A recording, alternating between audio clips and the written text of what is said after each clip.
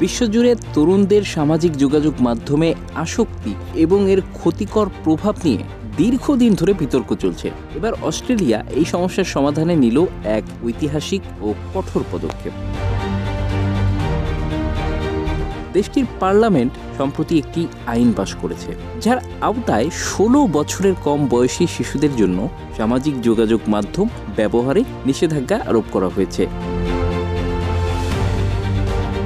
বিলটি পাশ হয়েছে 34-19 ভোটে। এ আইন বাস্তবায়ন সময় লাগবে অন্তত 12 মাস। তবে প্রযুক্তি কোম্পানিগুলোর জন্য এ আইন ভঙ্গ করলে সর্বোচ্চ $5 কোটি জরিমানার বিধান রাখা হয়েছে। দেশটির প্রধানমন্ত্রী অ্যান্থনি অ্যালবানিস জানিয়েছেন, তরুণ প্রজন্মকে সামাজিক যোগাযোগ মাধ্যমের ক্ষতিকর প্রভাব থেকে রক্ষা করতেই এই আইন প্রয়োজন। বাবা মায়েরা এই সিদ্ধান্তকে স্বাগত জানিয়েছেন। তাদের মতে এটি দীর্ঘদিন ধরে চলা এক দ্বিধার সমাধান। কেউ কেউ বলছেন, শিশুদের একটি নিরাপদ শৈশবকাল নিশ্চিত করার জন্য এটি প্রয়োজনীয়। তবে বিশেষজ্ঞ ও তরুণদের একটি বড় অংশ এই আইন নিয়ে প্রশ্ন তুলেছেন। সমালোচকরা বলছেন, এই আইন কার্যকর করাটা চ্যালেঞ্জের, কারণ প্রযুক্তিগতভাবে বয়স যাচাই করা কঠিন হতে পারে। ভিপিএন এর মতো প্রযুক্তি ব্যবহার করে এই নিয়ম সহজেই এড়িয়ে যাওয়া সম্ভব। এছাড়া গোপনীয়তা রক্ষা নিয়েও উদ্বেগ বাড়ছে। তথ্য প্রযুক্তি বিশ্লেষকরা বলছেন, বায়োমেট্রিক্স বা পরিচয়পত্রের তথ্য সংগ্রহের মাধ্যমে বয়স যাচাই করতে গিয়ে ব্যক্তিগত গোপনীয়তা লঙ্ঘনের শঙ্কা রয়েছে। তাছাড়া এটি তরুণদের কম নিয়ন্ত্রিত ইন্টারনেটের দিকে ঠেলে দিতে পারে।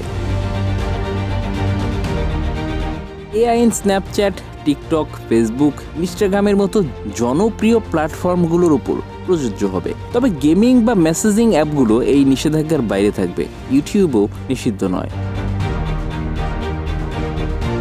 অস্ট্রেলিয়ার প্রধানমন্ত্রী বলছেন, আমরা জানি এই উদ্যোগ নিখুঁত নয়, তবে এটি তরুণদের জন্য সঠিক একটি পদক্ষেপ। তবে তরুণদের অনেকেই অভিযোগ করেছেন, তাদের মতামত পুরোপুরি উপেক্ষা করা হয়েছে।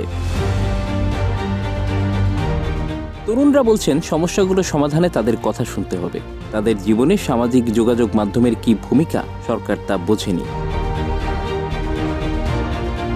ফ্রান্স 15 বছরের কম বয়সীদের জন্য একই ধরনের আইন প্রণয়ন করেছিল, কিন্তু ভিপিএন ব্যবহার করে তা কার্যকর করা সম্ভব হয়নি।